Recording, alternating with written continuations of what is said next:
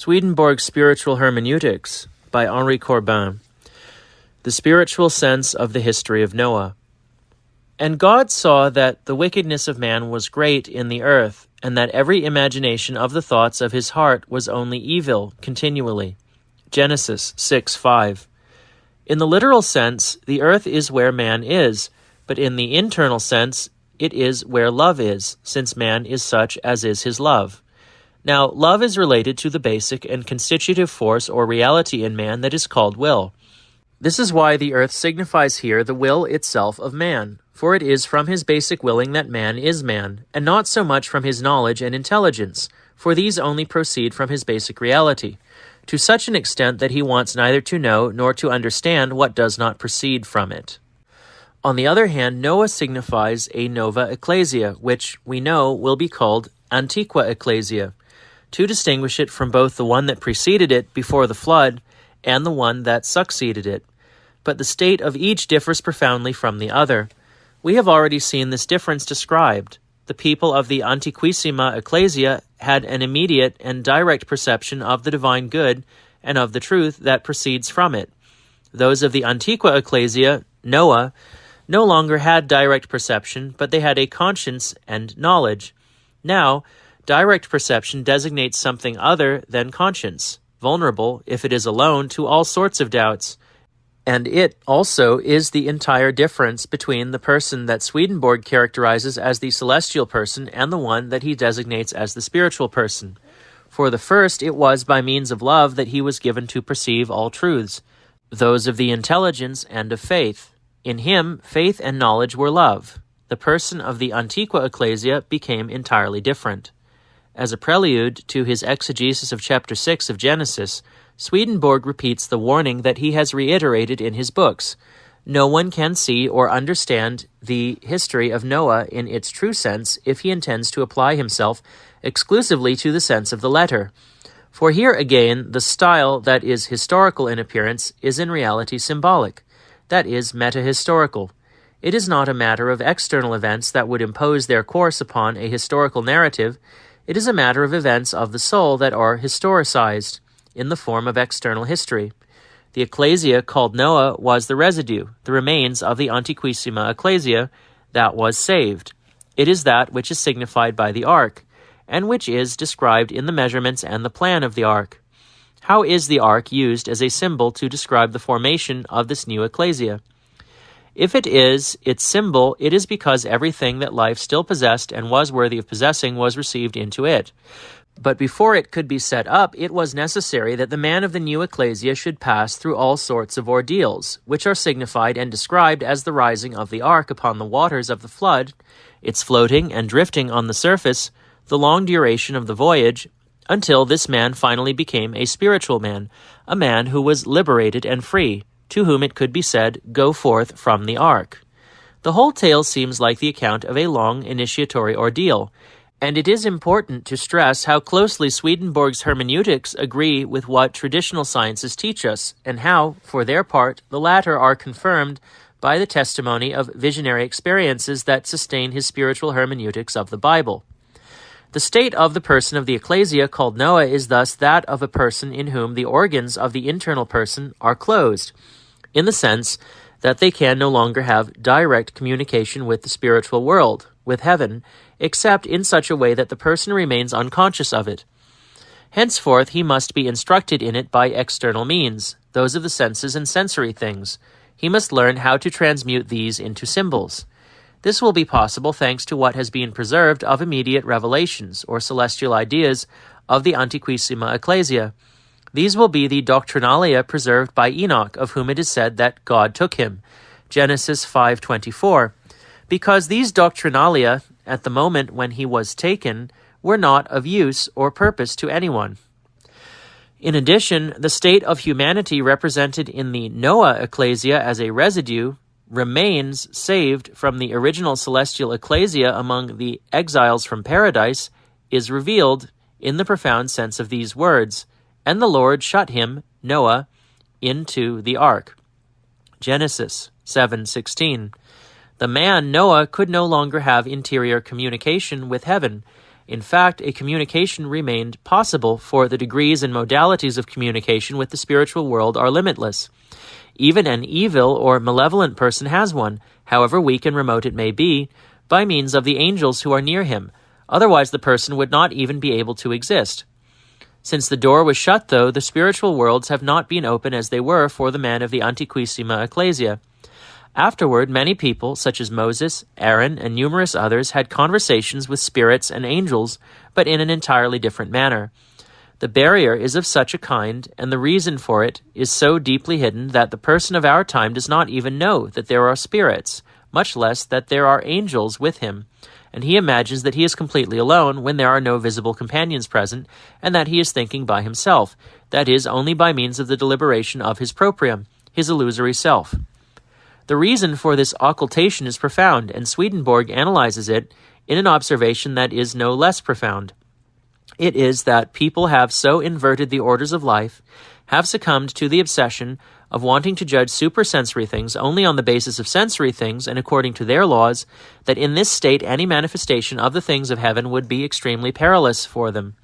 It would lead inevitably to profanation and blasphemy, to the confusion of the sacred and the profane, the spiritual and the social, which, if it occurs in a spirit, places him in community with infernal spirits in the other world. A person acquires a life, his life, by means of all the things that he professes, his inner convictions. Those that do not affect him are as though non-existent for him, since it is by means of him that they must exist. Thus, the unpardonable profanation of holy things is not possible except for someone who has once been convinced of them and has then come to deny and reject them. Those who do not acknowledge them and whom they do not affect may always come to know. It is as though they had not known, for their case is the same as that of people who accept things that have no existence. This is why the mysteries of faith are not revealed except when the state of men is such that they no longer believe in them, and consequently cannot profane them. This is the total devastation. It was therefore necessary for the antediluvians to be expelled from paradise, for they had known. It was necessary that men should no longer know. Thus there is an extraordinary symmetry between the man Adam driven out to the exterior of paradise and the man Noah entering into the interior of the ark that is then closed upon him. In this there is also a profound way of expressing the necessity for esotericism. The man Noah does not come forth from the ark until he has overcome the ordeal of the flood. In order then to understand in what the flood consisted, as well as to understand the transition from the person of immediate spiritual perception, Antiquissima Ecclesia, to the person of conscience, Antiqua Ecclesia, and with this transition the necessity for esotericism, it is essential to bear in mind the leitmotif that Swedenborg stresses particularly in this regard, namely the physiology of the celestial person compared to that of the spiritual person. The first, we already know, had, aside from his external respiration, a totally silent internal respiration. Among themselves, people did not communicate so much by means of articulated words as we do, but they did so by ideas, as the angels do. Swedenborg knew that what he formulated in this way would seem incredible, and yet it is so. He also knew that it would be difficult and perhaps futile to describe the mode of perception made possible by this internal respiration, for it would not be understood. When the external respiration alone remained, requiring language in words uttered and articulated in which ideas are delimited and captive, the human state was entirely changed. This is the reason that people may no longer have immediate perception. People no longer had anything but conscience, or at best something intermediate between immediate perception and conscience, an intermediary that is still known in our time. In brief, however, the result was that people could no longer be instructed directly by means of the internal person. It was necessary to pass through the external person.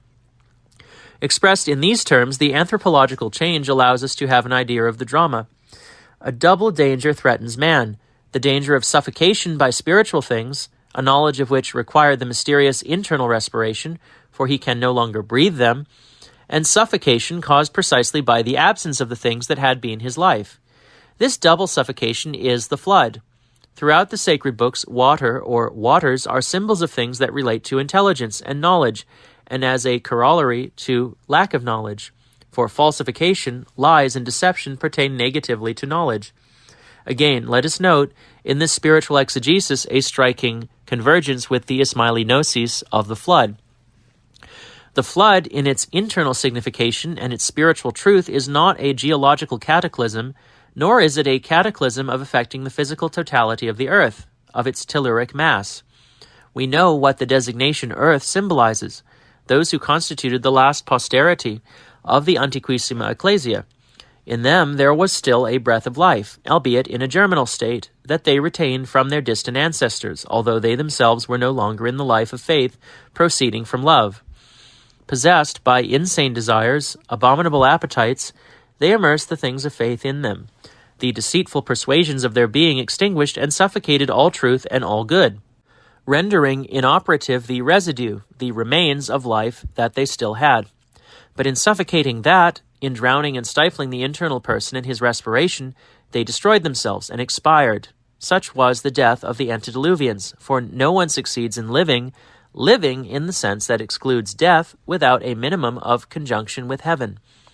This conjunction is what maintained the man Noah in the ark by preserving the breath of life there. But it was at the cost of a long ordeal, a long combat and severe tribulations before he could achieve the regeneration refused by those who preferred the desolation of their own devastation. All the numbers that are given, the 40 days of the flood, the 150 days of the submersion of the earth, the age of Noah, as well as the date of the event, the 600th year of Noah's life, have a symbolic and consequently initiatory signification. Thus, the signification is current, present. For the angels of heaven, it is all the same whether a thing is past, present, or to come. What is to come is present, or what is to be done is done. We understand, then, that the human ordeal symbolized in that of the man Noah or the ecclesia Noah. What our theosopher was witness to in the course of his visions in the spirit was the influx of infernal spirits as something impulsive, furious. Their object was the total subjugation of man, not only to make man one of them, but to reduce him to nothing.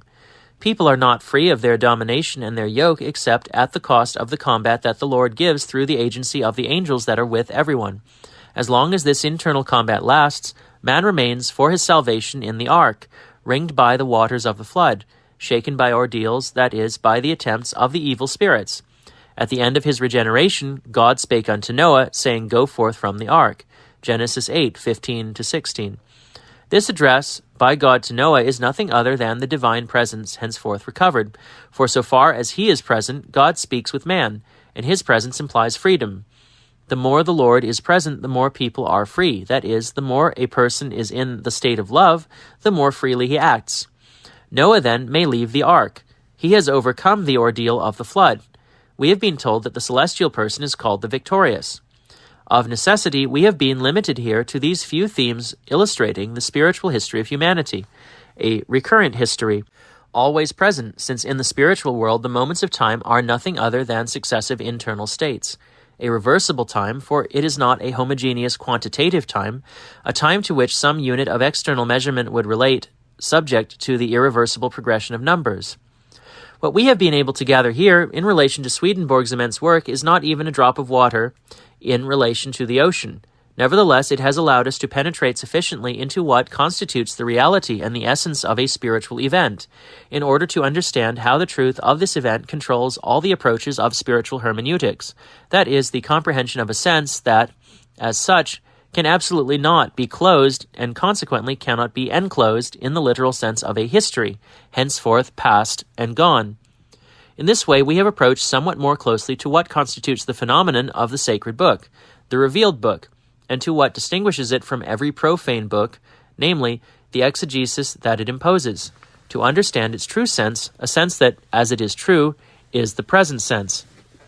It is here that there is profound accord between the spiritual hermeneutists of the Bible and the spiritual hermeneutists of the Quran. The more easily because the Quran gathers much data from the Bible, particularly about the history of Adam and the history of Noah, themes to which our examination of spiritual hermeneutics has limited itself for the time being. This profound accord in the quest for the true sense of the sacred book arranges for us the modulation that will allow us to pass from one subject to another. We do not have to search very far for that transition. It is best indicated to us in the response given to one of his acquaintances by the fifth Imam of the Shiites, Imam Muhammad al-Baqir, AH 57, AD 676 to AH 115 AD 733, who declared, if the revelation of the Quran only had meaning with regard to the person or group of people as a result of whom one or another verse was revealed, then the entire Quran would be dead today. No, the sacred book, the Quran, is alive. It will never die. Its verses will be fulfilled among the people of the future, as they have been fulfilled among those of the past. This remark by the Imam admirably anticipates and defeats before the fact the trap of what we call today historicism, that is, the systematic attitude which, by making the significance of the sacred book captive to the date of its material composition, stifles any potential for a significance that goes beyond that past. We will see that, on both sides, the mirage of these opinionated so-called historical solutions is escaped by means of the presence of spiritual universes that symbolize with each other, by means of a comparable architecture and in relation to which what we call history is a hikayat, a history that is a mimesis. Such will be, in fact, the Shiite and Ismaili vision of things.